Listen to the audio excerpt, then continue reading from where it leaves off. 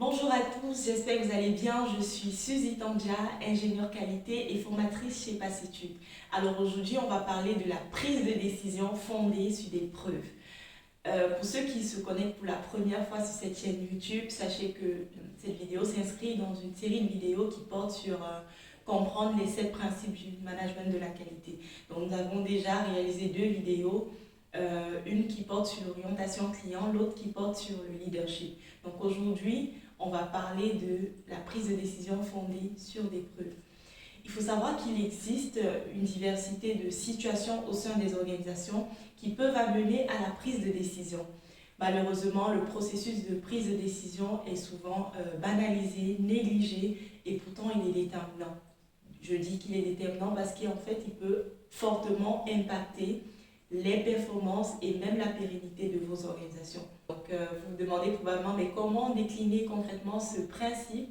C'est l'objet de cette vidéo. Donc, c'est la raison pour laquelle je vais présenter au travers de cette vidéo de nombreux exemples qui vont vous permettre de mieux comprendre ce principe. Donc, on se retrouve après le générique.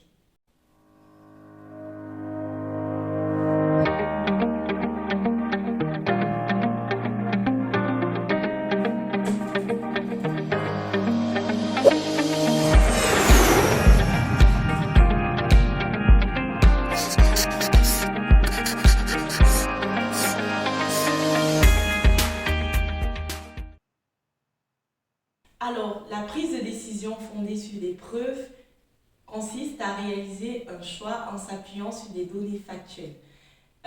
Comme annoncé en début de vidéo, j'ai prévu partager avec vous de nombreux exemples pour vous aider à mieux décliner ce principe de façon concrète au sein de vos organisations. Donc, supposons que vous devez répondre à un appel d'offres et vous n'allez pas vous engager juste parce que vous êtes intéressé ou parce que cette offre correspond forcément à votre secteur d'activité. Mais vous allez essayer dans un premier temps d'analyser les risques encourus. Malheureusement, certaines personnes s'empressent souvent de prendre des décisions sans évaluer les différents enjeux. Alors, si vous devez répondre par exemple à un appel d'offres avant de vous y engager, vous pouvez par exemple essayer de réaliser une étude de faisabilité donc pour évaluer les enjeux.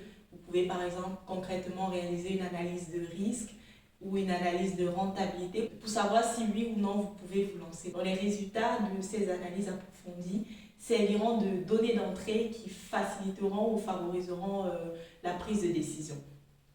Donc voilà en gros un exemple en lien avec la gestion de projet. Ça ne parle pas forcément à tout le monde, donc je vais essayer de prendre un deuxième exemple en espérant que cet exemple pourra vous parler.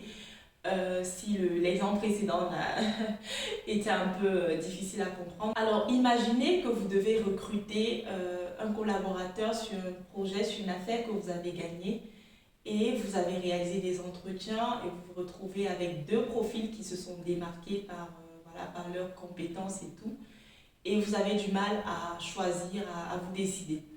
Dans ce cas, ce que j'ai constaté souvent, c'est pas à généraliser, mais c'est souvent ce que j'ai observé au sein des organisations. Il y a certaines personnes qui préfèrent réagir au feeling, donc faire confiance à leur intuition et pour faire des choix. Donc c'est pas mauvais, mais c'est risqué. C'est risqué surtout que dans ce cas, vous répondez à un besoin spécifique. Donc vous pouvez par exemple essayer de réaliser une matrice de compétences en vous inspirant des attentes, des exigences indiquées dans le cahier de charge par exemple. Vous pouvez également mettre les 2 candidats, les 2 profils en mise en situation pour évaluer davantage leurs compétences, leur manière de réagir face aux situations réelles, concrètes. Et aussi, n'hésitez pas à comparer à la fois les compétences techniques, mais aussi les compétences qui relèvent des soft skills. Donc c'est très important. Donc voilà, autant de mesures que vous pouvez prendre pour prendre votre décision.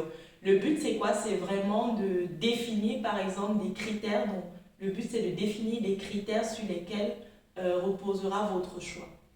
Petite parenthèse pour éviter tout malentendu, je ne suis pas contre l'intelligence intuitive, d'ailleurs je m'en sers très souvent, je fais souvent appel à mon intuition. C'est juste que voilà, je veux vous encourager à examiner les risques encourus. C'est vrai que tout dépend de l'enjeu de la décision à prendre, mais voilà, c'est toujours bien d'examiner les risques avant de prendre une décision et de s'appuyer sur des données factuelles, sur des critères que vous avez préalablement définis pour prendre une décision. Alors le dernier exemple que je vais partager avec vous, c'est le cas du traitement d'une non-conformité. Imaginez que vous avez par exemple une non-conformité au niveau d'un produit. Vous n'allez pas juste vous empresser de définir des actions pour améliorer ce produit sans avoir préalablement réalisé une analyse de cause pour identifier les causes profondes de ce problème. Donc c'est très important. C'est vrai que parfois, sous la pression des contraintes de temps, de coût, on est souvent tenté à se contenter des solutions temporaires qui ont aussi leur utilité parce que parfois elles permettent de maîtriser un risque, de réduire l'impact. C'est très important parfois de mettre en place des actions curatives, mais c'est encore mieux de mettre en place des actions efficaces sur du long terme. Pour cela, il vous faudra préalablement identifier les causes réelles du problème pour mettre en face des actions qui soient efficaces. Donc, peut-être là, c'est un peu théorique ce que je dis. Je vais prendre un exemple plus concret. Alors, imaginez que vous avez une réclamation client sur la qualité d'un produit où il y a un défaut de production.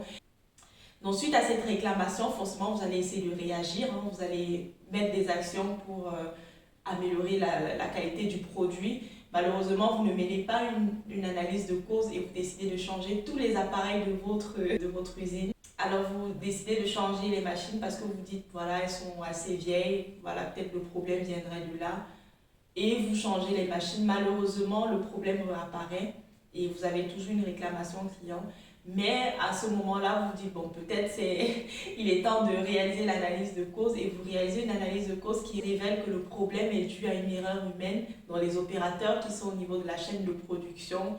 Ne sont pas assez compétents. Vous conviendrez avec moi que vous auriez pu éviter les dépenses liées au changement des machines ou des appareils si vous aviez au préalable réalisé une analyse de cause. C'est clair qu'il y aura toujours un coût parce que la formation de votre personnel, de votre collaborateur dans ce cas va forcément nécessiter des coûts, mais la vérité c'est que ces coûts ne sauraient être comparés aux coûts liés au changement des appareils. Donc voilà, j'espère que ces exemples que j'ai partagés avec vous vous ont permis de mieux comprendre comment décliner la prise de décision fondée sur des preuves et de mieux comprendre la nécessité de s'appuyer sur des données factuelles pour prendre des décisions. Alors si vous avez des questions en particulier, n'hésitez pas à les laisser en commentaire.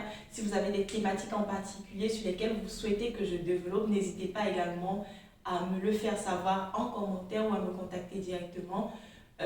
Si la vidéo vous a plu, merci de liker, de partager aussi, ça peut aider d'autres personnes. Et aussi, n'hésitez pas à activer la cloche de notification pour ne pas rater les prochaines vidéos. Dans la prochaine vidéo, on parlera de l'implication du personnel.